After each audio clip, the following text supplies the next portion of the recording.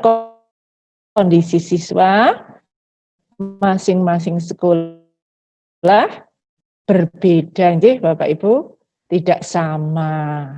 Nah, ini perlu dicermati lagi. Nah, kemudian Bapak Ibu, ini ada surat edaran ya, tuntutan dari Kemendikbud karena sudah membuat aturan penyederhanaan kurikulum. Sekarang Kemendikbud juga menuntut bahwa pembelajaran dari rumah melalui pembelajaran jarak jauh dilaksanakan untuk memberikan pembelajaran yang bermakna bagi siswa tanpa terbebani untuk kenaikan kelas maupun lulusan. Jadi kita punya tidak lagi utuh, sudah kita sederhana, maka diharapkan kita semuanya bisa memberikan pengalaman belajar yang bermakna bagi siswa.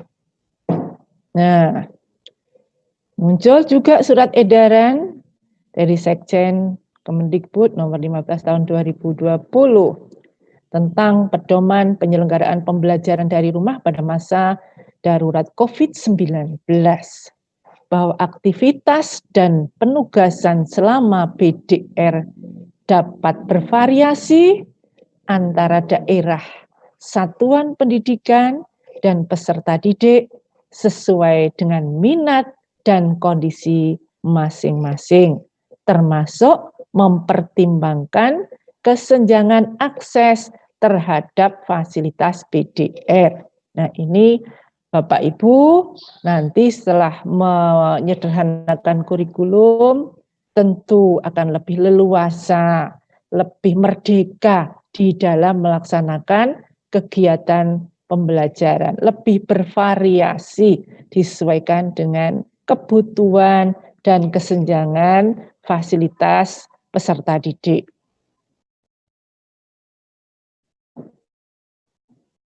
Nah, ini tentu sudah dilaksanakan oleh Bapak Ibu metode belajar dari rumah, ada yang jarak jauh, ada yang dengan online ya atau daring dalam jaringan, yaitu dengan menggunakan gawai atau gadget maupun laptop melalui beberapa portal dan aplikasi pembelajaran daring. Boleh tidak? Tetap boleh ya. Yang tidak, misalnya satu kelas fasilitasnya untuk daring 30 anak, yang 25 anak punya gitu. Boleh menggunakan daring. Yang 5 anak bagaimana? Kita layani dengan metode yang berbeda. Kemudian pembelajaran jarak jauh atau offline, luring ya, luar jaringan. Bisa dengan televisi, radio, modul belajar mandiri. Dengan lembar kerja, bahan ajar cetak, alat peraga, media, dan lingkungan sekitar. Nah, boleh tidak Bapak Ibu, Bu, saya pembelajarannya menggunakan daring dan luring, ya, pembelajaran terpadu, ya, menggunakan pembelajaran dan pembelajaran daring dan luring. Boleh tidak? Boleh.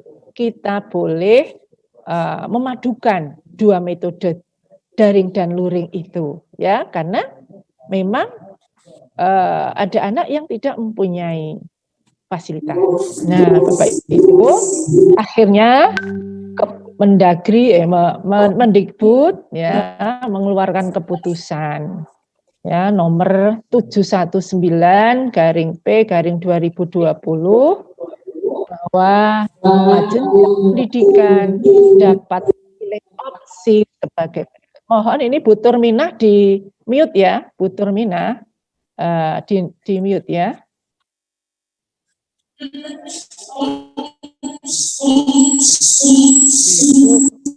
Bu Turminah. Ya, sebentar. Ya. Diklik itu speakernya itu, audionya diklik. Ya. Diklik. Yang di pojok kiri bawah itu. Yang gambar mic itu diklik. Udah ya?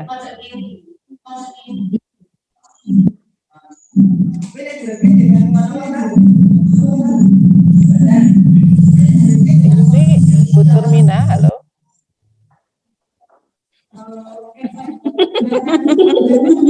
Waduh, ini bocor ya. Ya. Yang di bawah itu, ya, yang gambar mic kecil itu diklik, Bu. Ya. Bapak Ibu bisa memilih 3 opsi ya. Yaitu tetap menggunakan kurikulum nasional, ya, kurikulum nasional yang mana?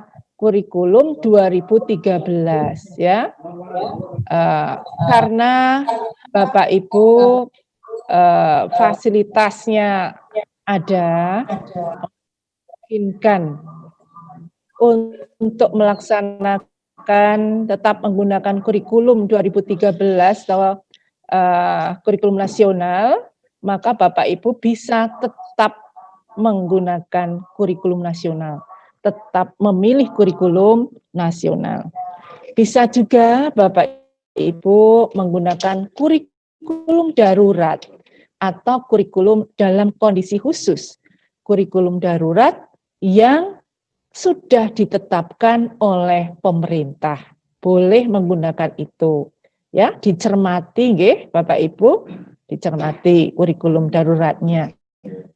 Kemudian opsi yang ketiga, Bapak Ibu bisa melakukan penyederhanaan kurikulum secara mandiri. Nah, ada 3 ya Bapak Ibu, jadi nggak dipaksakan ini. Saya nggak mau pakai kurikulum darurat karena sekolah saya memungkinkan ya. Murid-murid saya semuanya punya fasilitas gitu. Boleh pakai kurikulum nasional. Pakai ini saja.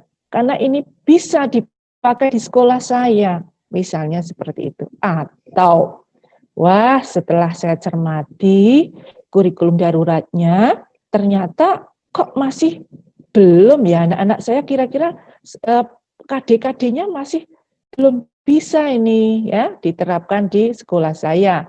Karena fasilitasnya tidak ada gitu. Boleh Bapak Ibu melakukan penyederhanaan kurikulum secara mandiri. Nah, Bapak Ibu, apakah kurikulum yang sudah disusun dan disahkan itu harus diganti? Ya. Nah, apakah kurikulum yang sudah disusun dan disahkan harus diganti, Bapak Ibu?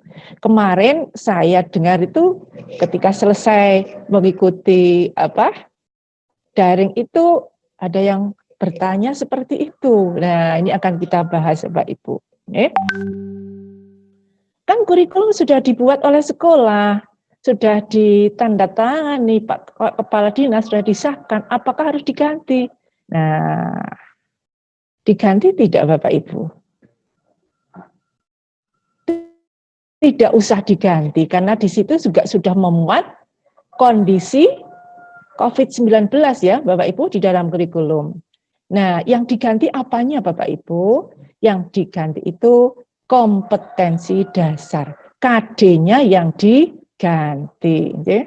Nah, bagaimana cara mengganti KD? Bagaimana cara membuat kurikulum mandiri? Ya, cara melaksanakan penyederhanaan KD bagaimana?